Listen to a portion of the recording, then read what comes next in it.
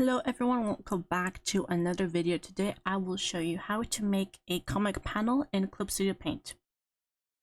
So you can do this in the Pro version, but I have the X version, so it's just I will have features that you will not have, or the people with the Pro version will not have, because the X version is more so for, making comics. But I'm pretty sure like the normal ones are like the classic ones.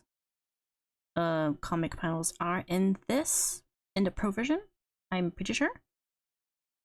But there is like a few ways to make your comic panels. So if you just go to your subtools and just go to frame border, there is a couple things you can take. There is a rectangular frame, and you can make your own border. So this will make it so you can draw like everything inside this white box, but you will not be allowed to draw outside of this.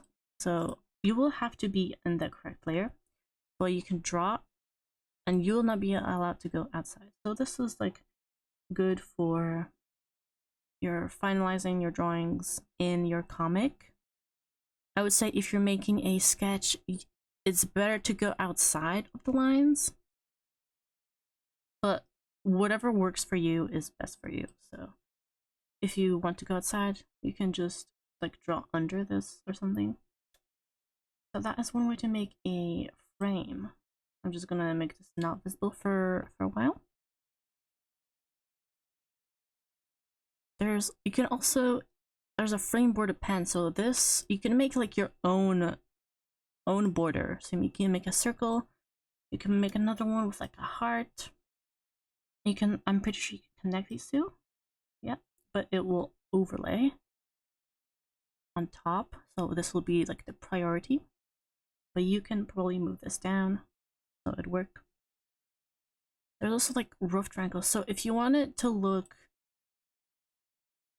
more, let me just thicken this up because we cannot see what we need. There we go. If you want it to look a little bit more realistic, this will give you like a rough texture. This works better than the little box, because this looks, artificial, because like, it's digital. It was just made like this. This looks more nicer, and if you want like realistic more style, you can use that. Like whatever you prefer, just use this.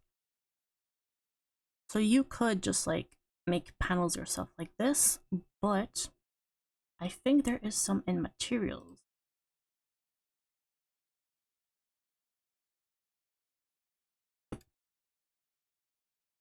Alright, so I just found it. If you go to your material section, and if you go to manga materials, there is going to be a bunch, I think, free materials, and you can have like already panels made for you. So you can just drag and drop this and it will give you the panels. There you also have like speech bubbles in there. I'm not sure if some of them I imported myself, but some of them are here because you can download, but I don't have this one yet. So drag and drop. You can use this however you want. Get it bigger, smaller. Yeah, there is a lot of stuff. There's stickers.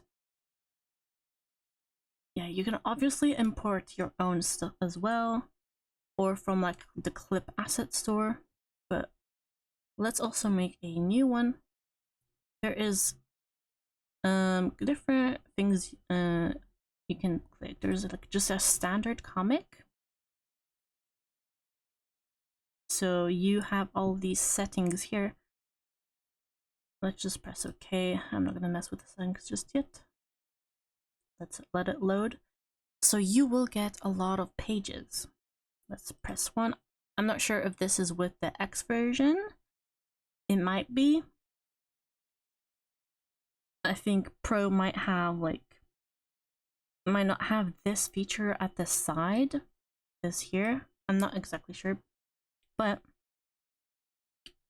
I'm pretty sure if you should draw inside of this line.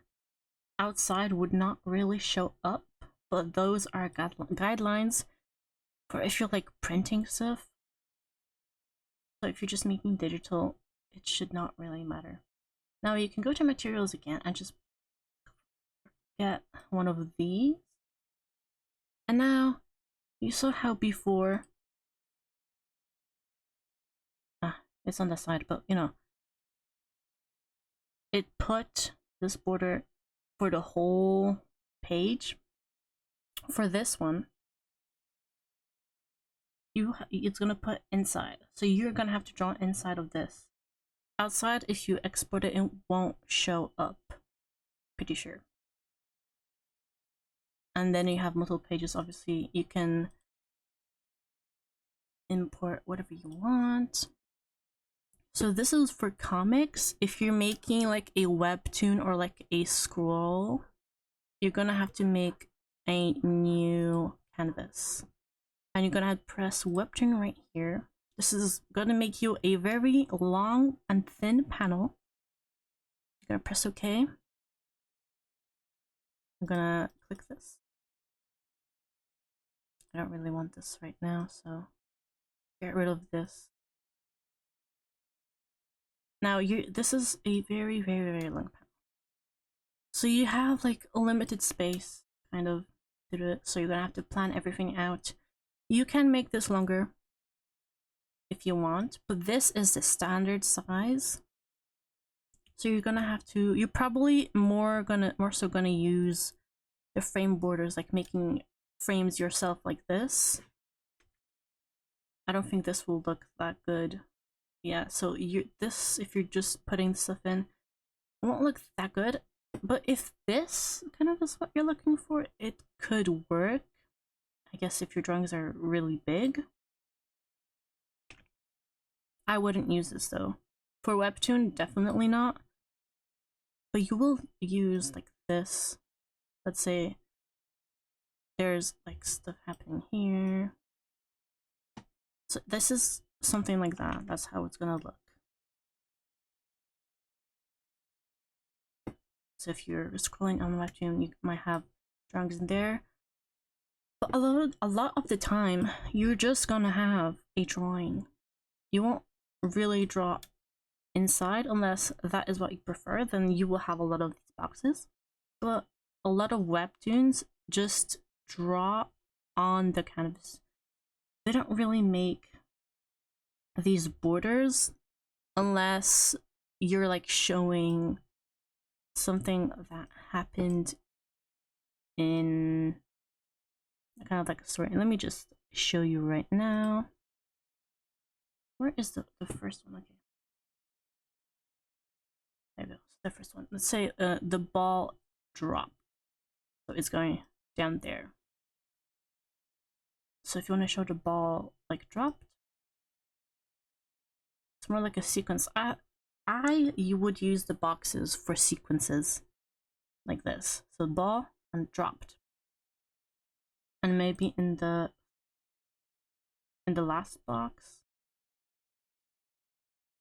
it's like bounced away. So you don't have to use it like this. You can use the boxes however you want, but I use the boxes as sequences to show kind of more movement in the story rather than just like boxes. There, you can also use them for like close-ups. I think that looks good, cool. But that is how you make a comic in Clip Studio Paint. If you guys enjoyed, give a like, subscribe, comment for the algorithm, and goodbye.